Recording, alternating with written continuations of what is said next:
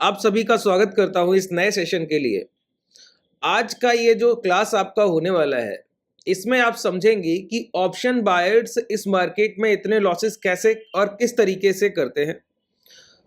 कौन कौन सी कंडीशंस को अगर आप ध्यान रखें तो आप जान सकते हैं कि कौन से दिन ऑप्शन बायर के हैं और कौन से दिन ऑप्शन सेलर के हैं।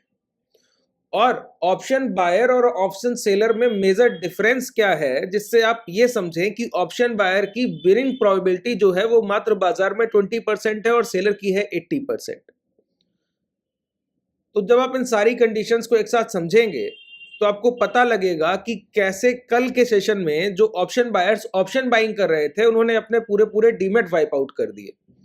जैसे कि मैंने पहले ही आपको 2 सेशन पहले जो मैंने आपका एक क्लास किया वहां पे मैंने आपको बताया कि बजट सेशन कोई भी इवेंट हो, बजट का इवेंट है, इलेक्शन का इवेंट है, कोई भी बिग इवेंट है, उस टाइम पर अगर आप ऑप्शन बाइंग की तरफ जा रहे हैं तो आप ये समझ लीजिए कि मैक्सिमम चांसेस हैं कि आप अपनी पैसे को खो देंगे उस समय पर, अपनी कैपिटल पे आप रिस्क ले रहे हैं। ऑप्शन बाइंग का डे कभी भी इवेंट डे नहीं होता है, इवेंट के पहले के सेशन जरूर हो सकते हैं, ठीक है।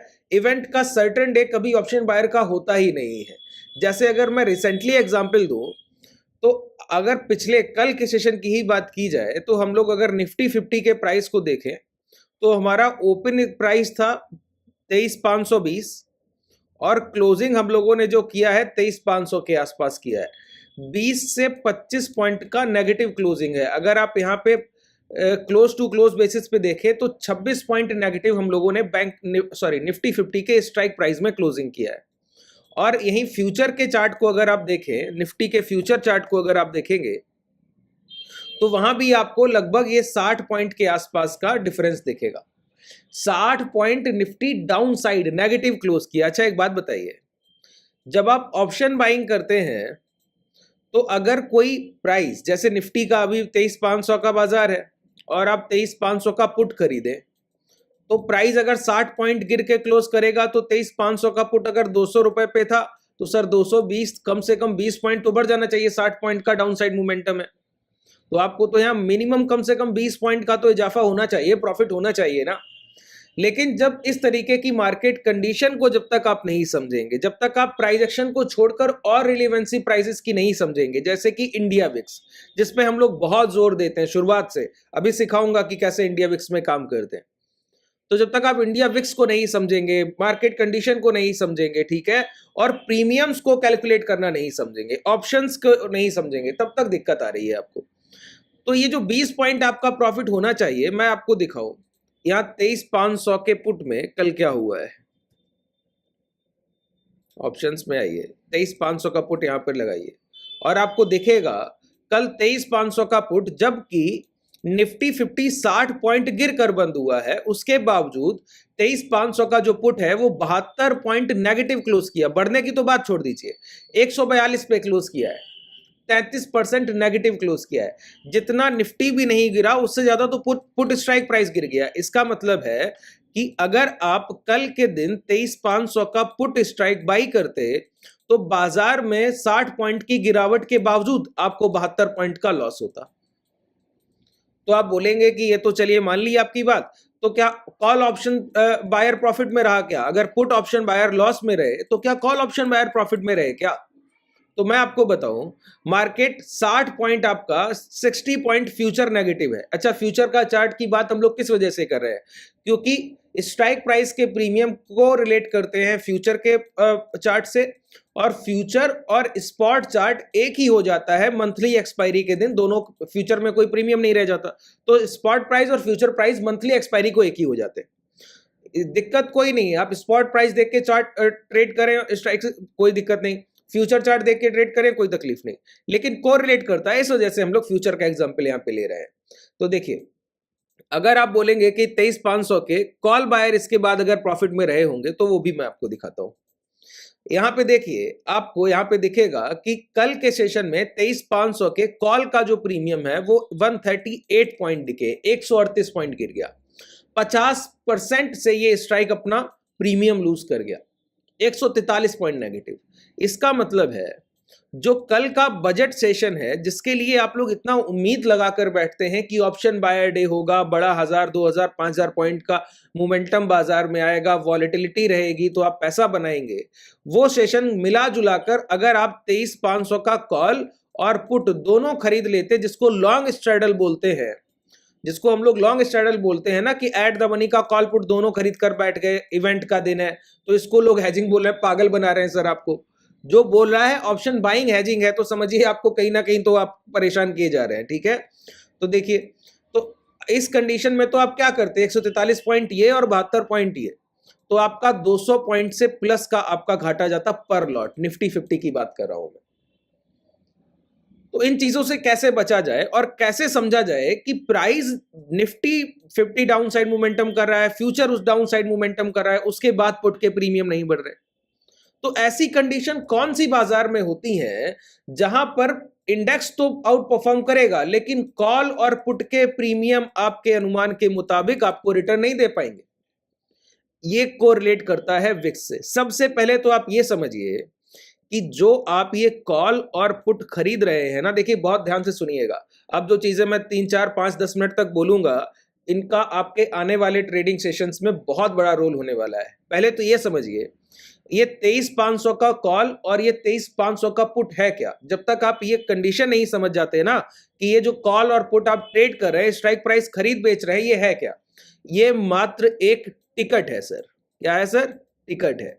टिकट का मतलब समझते हैं, ये एक्सपायरी है इसका एक, ये सिर्फ एक कॉन्ट्रैक्ट है। अगर आप देखें तो 6 फरवरी को 23500 के कॉल और 23500 के पुट के, ये 6 फरवरी के जितने कॉन्ट्रैक्ट हैं, इनकी वैल्यू 0 हो जाएगी अगर कोई इंट्रिंसिक वैल्यू नहीं हुआ स्ट्राइक प्राइस में। इंट्रिंसिक वैल्यू क्या होता है समझ लीजिए, अगर अभी निफ्टी 50 23495 पे ट्रेड कर रहा है, मैं क्या बोलता हूं, 6 फरवरी तक इंडेक्स में कोई मोमेंटम ना हो और बाजार 23500 पर ही क्लोज कर जाए, इंडेक्स जो है 6 फरवरी को 23500 पर ही क्लोज कर जाए, तो 23500 के ऊपर के सारे कॉल और 23500 के नीचे के सारे पुट 0 हो जाएंगे।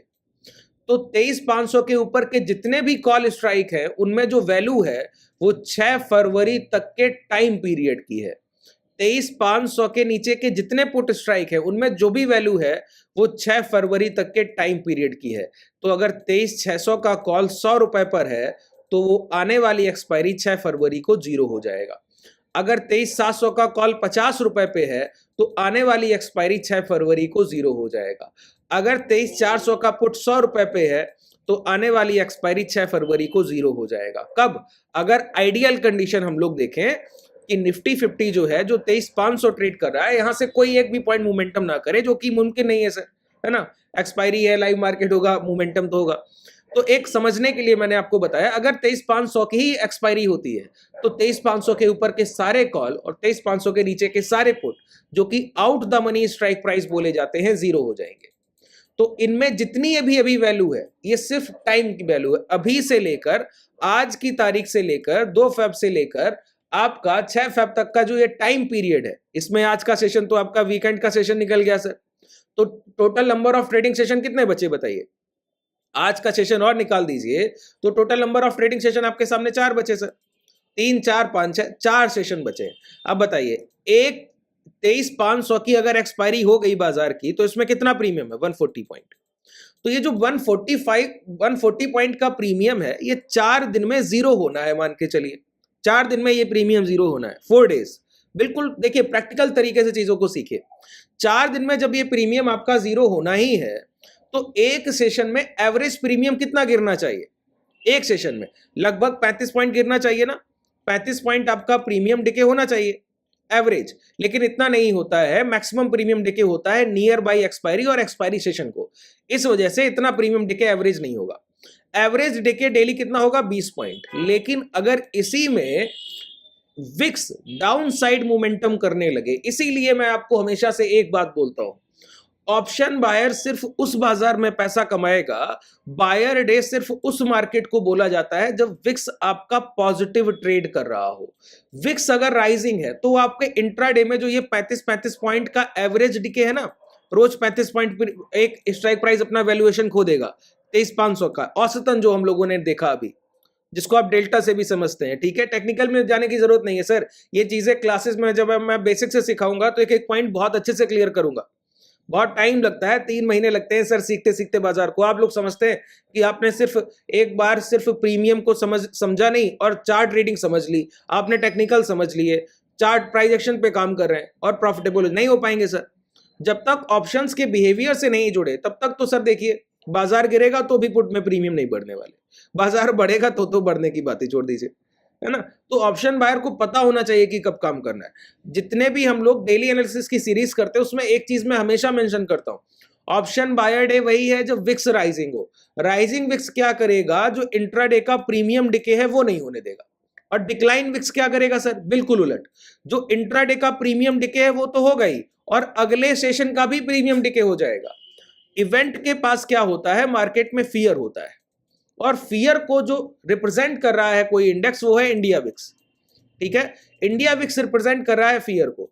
तो जब इवेंट है जैसे बजट है तो बाजार में डर है, पता नहीं क्या होने को है, इस चीज का डर है सर, ठीक है। अनसर्टेनिटी का फियर है, ये अनसर्टेनिटी का जब भी फियर होगा तो प्राइस क्या होगा, विक्स क्या होगा, बढ़ेगा। फियर जब बढ़ रहा है इसका मतलब है जो नियर बाई एक्सपायरी है उनके प्रीमियम डिके नहीं होंगे, और जिस दिन बजट है उस दिन जो भी फियर है, जो भी अनसर्टेनिटी वो दूर हो गई बाजार की, जो भी डर था वो दूर हुआ, डर दूर हुआ तो फियर रिलीज होगा, तो विक्स डाउन साइड जाएगा, विक्स डाउन साइड जाएगा तो बाजार मोमेंटम करे भी तो भी इंडिया विक्स की वजह से इंट्राडे में कॉल और पुट स्ट्राइक के प्रीमियम नहीं बढ़ पाएंगे, ना गिर पाएंगे ना बढ़ पाएंगे, बढ़ेंगे तो है नहीं, सिर्फ डिके होगा। इसी वजह से कल के सेशन में अगर आप गौर करें तो विक्स देखिए 13% से डाउन है। कितना डाउन है, 13% से विक्स डाउन है, और ये 13% का बेनिफिट किसको मिला सर, ऑप्शन सेलर को मिला। इसीलिए अगर आप 2 सेशन पहले का बजट सेशन के लिए जो मैंने आपका क्लास किया वहां पे मैंने कहा कि इवेंट का डे बायर डे नहीं होता है। जो लोग ये सोच रहे हैं कि इवेंट के दिन ऑप्शन बाइंग करके पैसा कमा लेंगे तो समझिए आप अपनी कैपिटल खो देंगे, पैसा कमाने की बात तो बहुत दूर हो गई। क्योंकि जिस तरीके की मार्केट कंडीशन है ना, प्राइस ऊपर जाएगा तो भी कॉल का प्रीमियम गिरेगा, प्राइस नीचे जाएगा तो कॉल का प्रीमियम गिरेगा ही, प्राइस नीचे जाएगा तो भी पुट का प्रीमियम गिरेगा, अगर प्राइस ऊपर जाएगा तो पुट का प्रीमियम गिरेगा ही, क्योंकि विक्स लगातार डिक्लाइनिंग है, और गिरते विक्स में कभी भी कॉल और पुट स्ट्राइक प्राइस अपनी फेयर वैल्यू पे आ ही नहीं पाएंगे। जब वो फेयर वैल्यू पे आएंगे नहीं तो पिछले अगले जो नेक्स्ट ट्रेडिंग सेशन है उनका भी टाइम वैल्यू का डिके अभी हो जाएगा, टाइम की जो थीटा होता है ना वो अभी डिके हो जाएगा करंट सेशन में। उस दिन कभी भी ऑप्शन बाइंग नहीं करना चाहिए, और ऑप्शन बायर इस बात को कभी नहीं समझता। ऑप्शन बायर डे कौन सा है सर, जब आप ट्रेंड के फेवर में हो, जैसे कि रिसेंट मार्केट कंडीशन में अगर आने वाले सेशंस की मैं बात करूं, निफ्टी 50 का आवरली टाइम फ्रेम पकड़िए सर, ठीक है। अब ये हाई है, अगर ये हाई आपके सामने नहीं निकलते हैं, इन स्विंग हाई को हाई ब्रेक करने से पहले पहले प्राइस क्या करे, ये स्विंग हाई ब्रेक करने से पहले पहले प्राइस ये लो ब्रेक करे, और लो ब्रेक करते टाइम विक्स लगातार राइजिंग हो 3%, 4%, 5%, 6%, इसका मतलब है इंट्राडे में प्रीमियम डिके नहीं है, इंट्राडे में प्रीमियम डिके नहीं है, तो आप आधे घंटे 30-35 मिनट के लिए किसी भी बाइंग पोजीशन में डायरेक्शनल ट्रेड में बने रह सकते हैं। जब बाजार लो ब्रेक कर रहा है, विक्स राइजिंग है, मतलब बाजार में गिरावट का डर है, फियर बढ़ रहा है, प्रीमियम डिके नहीं होगा, प्रीमियम डिके नहीं होगा, ब्रेकडाउन मिल गया तो डायरेक्शनल ट्रेंड की पॉसिबिलिटी है, वो अपॉर्चुनिटी है बायर का। जो सेलर का डर है वो बायर का अपॉर्चुनिटी है। देखिए ये चीजें आपको समझने में थोड़ा आसान नहीं लगेंगी सर, जो लोग ऑप्शन प्रीमियम को बेसिक्स से समझते होंगे ना वही इस चीज को कनेक्टिविटी कर पाएंगे। फिर मैं बहुत आसानी से आपको बता रहा हूं, अगर बेसिक से ये चीजें मैं आपको सिखाऊंगा कि घंटे के सेशन में, जब आप क्लासेस में आएंगे, जो लोग क्लासेस में आके सीखना चाहें ऑप्शन हेजिंग को, और ऑप्शंस काम कैसे करते हैं, साइकोलॉजी क्या है ऑप्शंस का, बिहेवियर क्या है ऑप्शंस का, अगर आप सीखना चाहें तो क्लासेस में आ सकते हैं। डिस्क्रिप्शन में आपके पास कॉन्टैक्ट डिटेल है और आपके पास एप्लीकेशन का लिंक है, डायरेक्टली एप्लीकेशन को डाउनलोड करके भी आ सकते हैं, कॉन्टैक्ट करके भी आप इनरोल कर सकते हैं, ठीक है। वहां पे बेसिक से ये सारी चीजें सिखाऊंगा, ITM, OTM, strike prices, hedging कैसे करते हैं, 3-4 महीने का टाइम लगता है, लंबा ड्यूरेशन होता है सर, ठीक है। उम्मीद है आपको समझ आया होगा कि कब बाइंग करना है और कब नहीं करना है। ऑप्शन बायर को एक बात गांठ बांध ले ली, अगर विक्स डिक्लाइन है और प्राइस अपने प्रीवियस किसी रेंज हाई लो के अंदर ट्रेड कर रहा है, जैसे कि प्रीवियस डे हाई और प्रीवियस डे लो, अब price previous day high previous day लो के अंदर ट्रेड कर रहा है और विक्स डिक्लाइन है, विक्स 3-4% नेगेटिव ट्रेड कर रहा है, अरे सर मैं इस मार्केट कंडीशन में कभी ऑप्शन बाइंग करूंगा ही नहीं, ये ऑप्शन बायर डे है ही नहीं। महीने के 20 से 21 ट्रेडिंग सेशन जो आपको मिलते हैं ना ट्रेडिंग सेशन जो आपको मिलते हैं महीने के 20 से 21, इसमें आपको पता होना चाहिए कि सिर्फ 4 से 5 ट्रेडिंग सेशन ही बायर डे होता है, बाकी सारे ट्रेडिंग सेशन सेलर डे होते हैं। तो जो ये कॉम्बिनेशन है आपका आइडेंटिफिकेशन का, बायर डे और सेलर डे, आपको एक ही समय पर बाजार में सेलर होना भी आना चाहिए और बायर होना भी आना चाहिए, और वो पहचान आनी चाहिए। मॉर्निंग का 10 मिनट आपको बता देता है, हमारे ट्रेडर्स को मॉर्निंग के 10 मिनट बता देते हैं बायर डे है या सेलर डे, और उसके अकॉर्डिंग वो पोजीशन प्लान करते हैं, इसीलिए वो हाईली प्रॉफिटेबल है सर। यही उनका सबसे बड़ा रीजन है, क्योंकि उनको पता है कि आज के दिन करना क्या, ऑप्शन बाइंग करनी भी है कि नहीं करनी, हेजिंग पे काम करना है। ठीक है, उम्मीद है आपको चीजें समझ आई होंगी और एक माइंडसेट क्लियर हुआ होगा कि बाइंग क्यों नहीं करनी चाहिए। इस बाजार में बाइंग आपका स्लो पॉइजन है सर, धीरे धीरे आपके कैपिटल को वाइप आउट करेगा। आप छोटा छोटा पैसा लेके आएंगे, बार बार गवाएंगे। ठीक है, उम्मीद है आपको चीजें बहुत अच्छे से समझ आई होंगी। अगर आप हमसे कनेक्टिविटी रखते हैं और कुछ सीखना चाह रहे हैं तो कमेंट सेक्शन आपके लिए ओपन है, उस कमेंट सेक्शन में रिक्वेस्ट कीजिए, तो मैं 1 बाय 1 आपके जो भी रिक्वेस्ट आएंगी उनके ऊपर सेशंस करूंगा। धन्यवाद।